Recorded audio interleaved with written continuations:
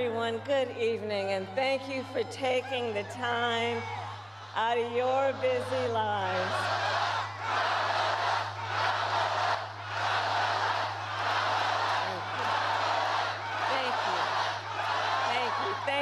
Thank you, everyone.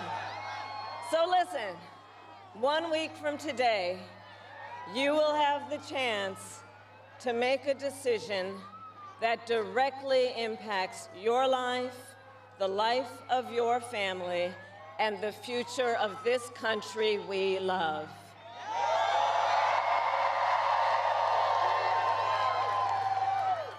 And it will probably be the most important vote you ever cast. And this election is more than just a choice between two parties and two different candidates. It is a choice about whether we have a country rooted in freedom for every American or ruled by chaos and division.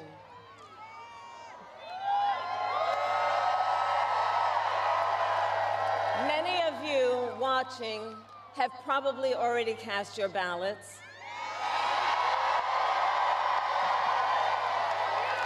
But I know many others are still considering who to vote for, or whether you'll vote at all.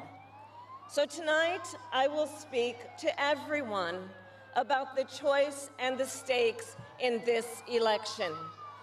Look, we know who Donald Trump is.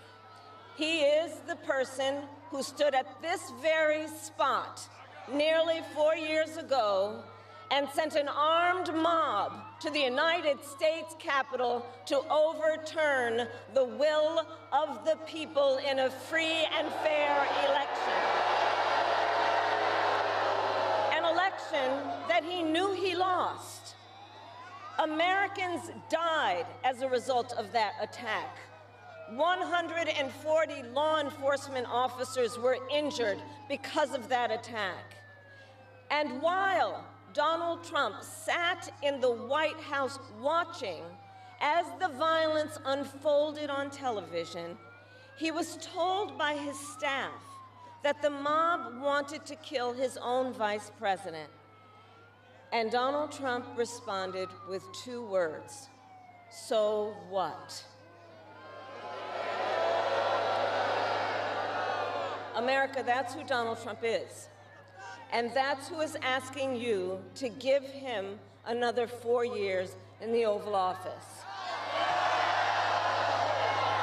Not to focus on your problems, but to focus on his. And Donald Trump has told us his priorities for a second term. He has an enemies list of people he intends to prosecute. He says that one of his highest priorities is to set free the violent extremists who insulted those law enforcement officers on January 6th. Donald Trump intends to use the United States military against American citizens who simply disagree with him. People he calls, quote, "the enemy from within." America, this is not a candidate for president who is thinking about how to make your life better. This is someone who is unstable, obsessed with revenge, consumed with grievance, and out for unchecked power. Donald Trump has spent a decade trying to keep the American people divided and afraid of each other. That is who he is. But America, I am here tonight to say that is not who we are. That is not who we are.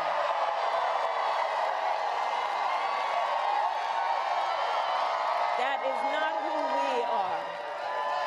You see, what Donald Trump has never understood is that e pluribus unum, out of many, one, isn't just a phrase on a dollar bill. It is a living truth about the heart of our nation. Our democracy doesn't It doesn't require us to agree on everything. In fact, we like good arguments from time to time. Just think of your own family, right? It's not the American way to not have disagreements. We don't shy away from robust debate. In fact, we like a good debate, don't we? We like a good debate. And the fact that someone disagrees with us does not make them the enemy within. They are family, neighbors, classmates, co-workers. They are fellow Americans. And as Americans, we rise and fall together.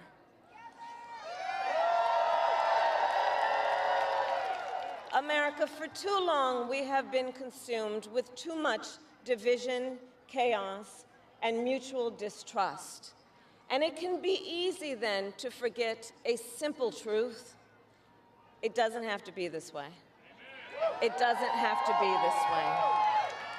It is time to stop pointing fingers. We have to stop pointing fingers and start locking arms.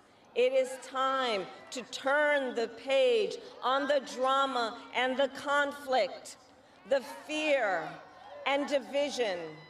It is time for a new generation of leadership in America.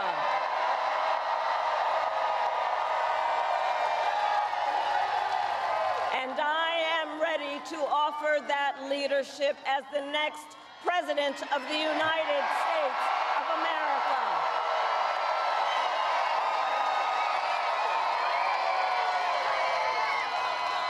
Now look, let me say, I recognize this has not been a typical campaign. Even though I've had the honor of serving as your vice president for the last 4 years, I know that many of you are still getting to know who I am. Well, let me tell you, I am someone who has spent most of my career outside of Washington, D.C., so I know that not all the good ideas come from here.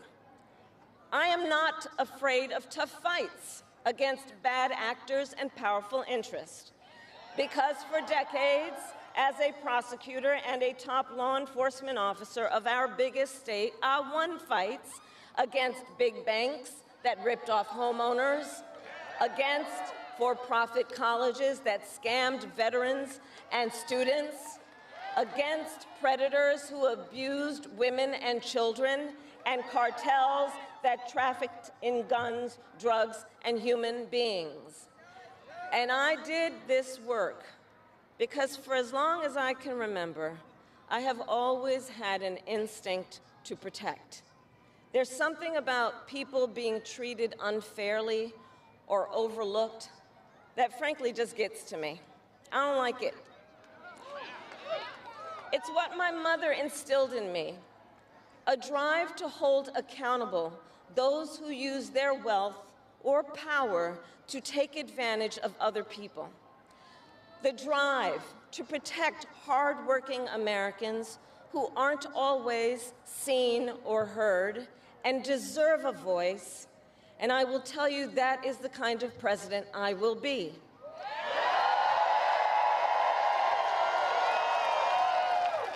And look, I'll be honest with you, I'm not perfect, I make mistakes, but here's what I promise you. I will always listen to you, even if you don't vote for me. I will always tell you the truth, even if it is difficult to hear. I will work every day to build consensus and reach compromise to get things done.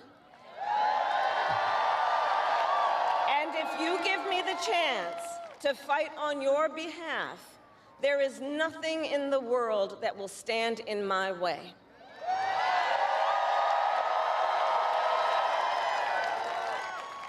So look, in less than 90 days, either Donald Trump or I will be in the Oval Office. Okay? On day one,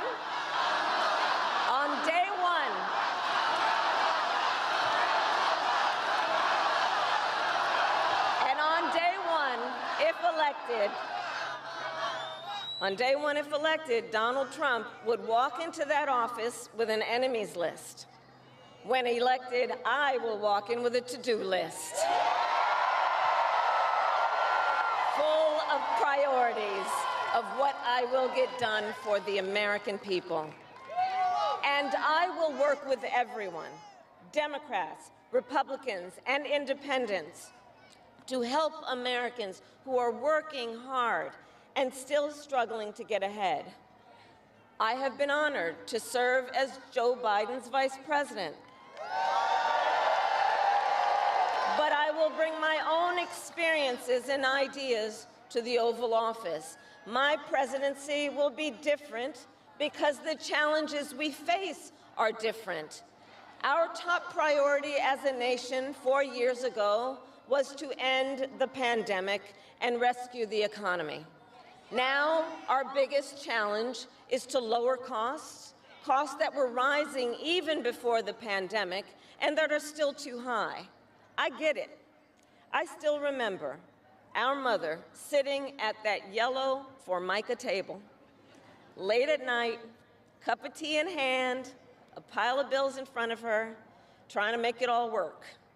And I've heard from so many of you who are facing even greater financial pressures. Donald Trump's answer to you is the same as it was the last time. Another $1 trillion in tax cuts for billionaires and big corporations. And this time, he will pay for it with a 20% national sales tax on everything you buy that is imported. Think about it. Clothes, food, toys, cell phones. A Trump sales tax that would cost the average family nearly $4,000 more a year.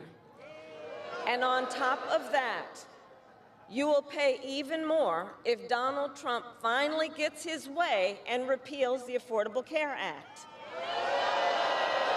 which would throw millions of Americans off their health insurance and take us back to when insurance companies had the power to deny people with pre-existing conditions. Well, we are not going back. We are not going back.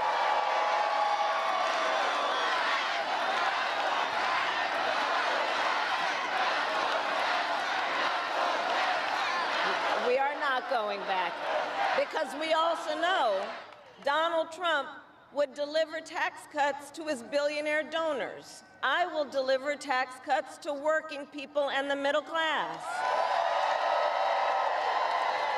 I will make sure you have a chance not just to get by, but to get ahead. Because I believe in honoring the dignity of work. I will enact the first ever federal ban on price gouging on groceries, cap the price of insulin, and limit out-of-pocket prescription costs for all Americans. I will fight to make sure that hardworking Americans can actually afford a place to live. I'll never forget how our mother saved up and how excited she was when she could finally afford to buy our first home. I remember how excited she was. And I know that owning a home is not only a measure of financial security, it's about the pride of your hard work. And as president, I will fight to help first-time home buyers with your down payment, take on the companies that are jacking up rents, and build millions of new homes. For years, we have heard excuses about why America can't build enough housing. Enough with the excuses. I'm going to cut the red tape and work with the private sector and local governments to speed up building and get it done. And the cost of housing isn't the only financial pressure on middle-class families. I have met so many young people who have a natural desire to parent their children well, but not always the resources to do it. So I'll fight for a child tax credit to save them some money, which will also lift American children out of poverty. I'll work to lower the cost of childcare, which is out of reach for too many working families today. And for too many people in the sandwich generation who are raising young children and taking care of a parent, juggling all of it is extremely difficult. You know, I took care of my mother when she got sick, cooking food that she had a taste for, finding clothes that would not irritate her skin, and understand, as I do, that caregiving is about dignity. It is about dignity. And currently, if you need home care and you don't have some money to hire someone, you and your family need to deplete your savings to qualify for help. That's just not right. So we're going to change the approach and allow Medicare to cover the cost of home care so seniors can get the help and care they need in their own homes. Now, Donald Trump has a different approach. He tried to cut Medicare and Social Security every year he was president. Look, I believe that when people have worked hard their entire life, they deserve to retire with the benefits they have earned. And I believe in the fundamental freedom of Americans to make decisions about their own bodies and not have their government tell them what to do.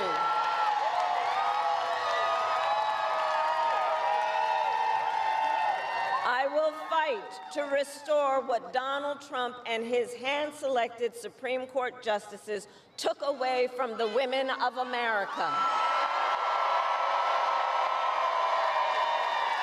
That today, 1 in 3 women in America, think about it, 1 in 3 women in America lives in a state with a Trump abortion ban, many with no exceptions even for rape and incest. The idea that a woman who survives a crime of a violation to her body should not have the authority to make a decision about what happens to her body next, that is immoral. That is immoral, and Trump's not done. He would ban abortion nationwide, restrict access to birth control and put IVF treatments at risk, and force states to monitor women's pregnancies. Just Google Project 2025 and read the plans for yourself. And look, I think we all know one does not have to abandon their faith or deeply held beliefs to simply agree the government should not be telling her what to do with her body. Not the government. And when Congress passes a bill to restore reproductive freedom nationwide, as President of the United States, I will proudly sign it into law. Proudly.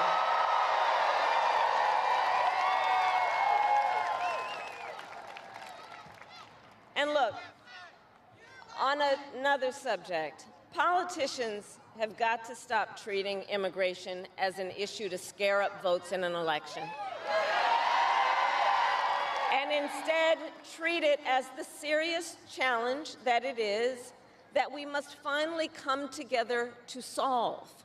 I will work with Democrats and Republicans to sign into law the border security bill that Donald Trump killed. When I was Attorney General of a border state, I saw the chaos and violence caused by transnational criminal organizations that I took on. And when I am president, we will quickly remove those who arrive here unlawfully, prosecute the cartels, and give Border Patrol the support they so desperately need. At the same time, we must acknowledge we are a nation of immigrants. And I will work with Congress to pass immigration reform, including an earned path to citizenship for hardworking immigrants like farm workers and our dreamers. As Commander-in-Chief, I will make sure America has the strongest, most lethal fighting force in the world. Donald Trump, on the other hand, has shown his contempt for our nation's heroes, calls them suckers and losers, called a four-star Marine general a, quote, lowlife. I will always honor, never denigrate, the service and sacrifice of our troops and their families, and fulfill our sacred obligation to care for them. I will strengthen, not surrender, America's global leadership. And I will stand with our friends because I know that our alliances keep American people safe and make America stronger and more secure. Look, world leaders think that Donald Trump is an easy mark, easy to manipulate with flattery or favor. And you can believe that autocrats like Putin and Kim Jong-un are rooting for him in this election. I will always uphold our security, advance our national interest, and ensure that the United States of America remains, as we must forever be, a champion of liberty around the world.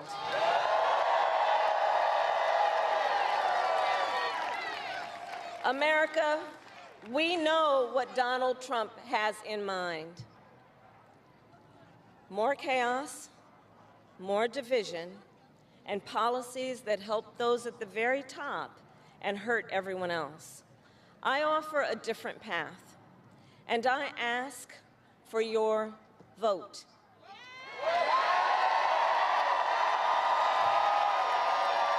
And here is my pledge to you. I pledge to seek common ground and common sense solutions to make your life better. I am not looking to score political points. I am looking to make progress. I pledge to listen to experts, to those who will be impacted by the decisions I make, and to people who disagree with me. Unlike Donald Trump, I don't believe people who disagree with me are the enemy. He wants to put them in jail. I'll give them a seat at the table.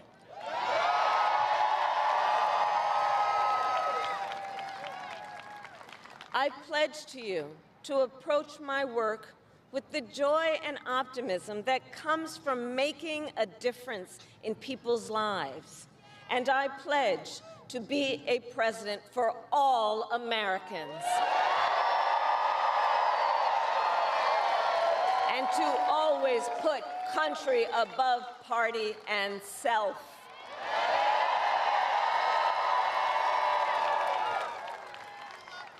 I love our country with all my heart.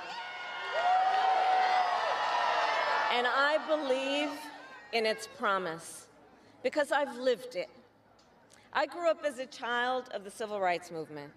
My parents would take me to marches in a stroller, where crowds of people of all races, faiths, and walks of life came together to fight for the ideals of freedom and opportunity. I've lived the promise of America. I saw how hard our mother worked to give her daughters the same chances this country gave her.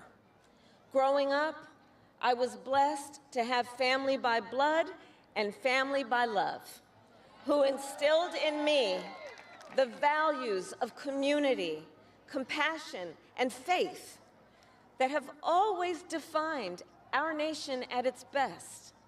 I've lived the promise of America. I've spent my life fighting for the people who have been hurt and counted out, but never stopped believing that in our country, anything is possible. I've lived the promise of America, and I see the promise of America in all of you. In all of you. I see it. I see it in the young people who are voting for the first time, who are determined to live free from gun violence and to protect our planet and to shape the world they inherit. I see it in the women who refuse to accept a future without reproductive freedom, and the men who support them.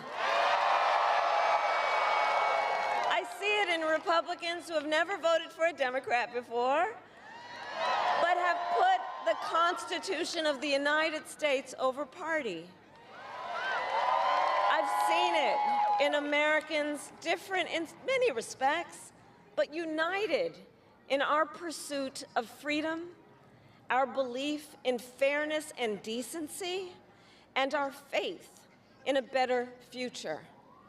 America, I know the vast majority of us have so much more in common than what separates us. I know it. And that's why I am in this race, to fight for the people, just like I always have.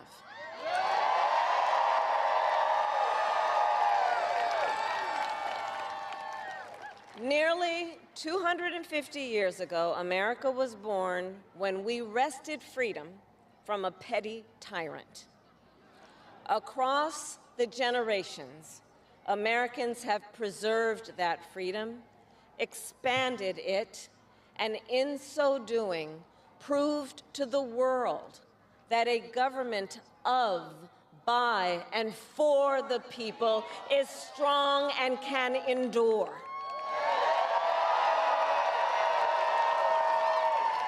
And those who came before us, the patriots at Normandy and Selma, Seneca Falls and Stonewall, on farmlands and factory floors, they did not struggle, sacrifice, and lay down their lives only to see us cede our fundamental freedoms.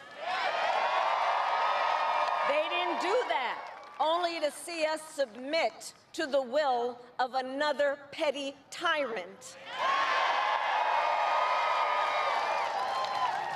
These United States of America, we are not a vessel for the schemes of wannabe dictators. The United States of America is the greatest idea humanity ever devised. A nation big enough to encompass all our dreams, strong enough to withstand any fracture or fissure between us, and fearless enough to imagine a future of possibilities. So America, let us reach for that future. Let us fight for this beautiful country we love. And in 7 days, we have the power, each of you has the power to turn the page and start writing the next chapter in the most extraordinary story ever told. I thank you all. God bless you, and may God bless the United States of America. Thank you.